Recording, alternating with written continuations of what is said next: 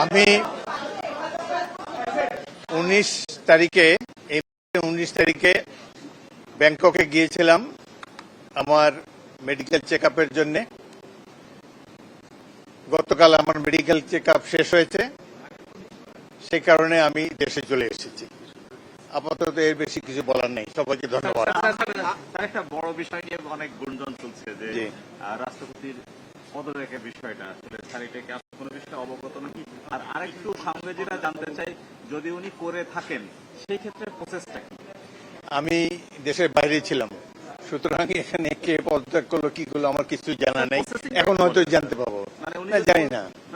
যদি রাষ্ট্রপতি যদি পদত্যাগ করেন তাহলে স্পিকারের কাছে পদত্যাগ করবেন এবং আগামী 90 দিনের মধ্যে জাতীয় সংসদ একজন নতুন প্রেসিডেন্ট নির্বাচিত করবেন। এই হলো সংবিধানের পজিশন।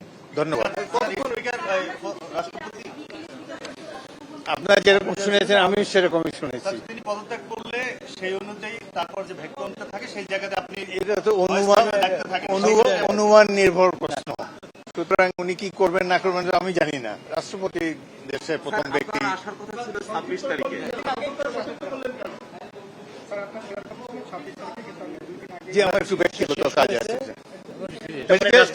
কালকে আমার মেডিকেল চেক আপ যেহেতু শেষ হয়েছে সেই জন্যই আমি এসেছি। রাষ্ট্রপতি পদে করলে তো পরবর্তী দায়িত্ব আপনার উপরই পড়বে সংবিধান অনুযায়ী।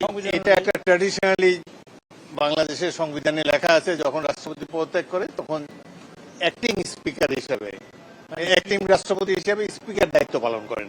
বাট মূল রাষ্ট্রপতি নির্বাচন করে জাতীয় সংসদ, সেটা 3 মাসের মধ্যে করতে হয়। এটা হলো সংসদের পজিশন। Thank you.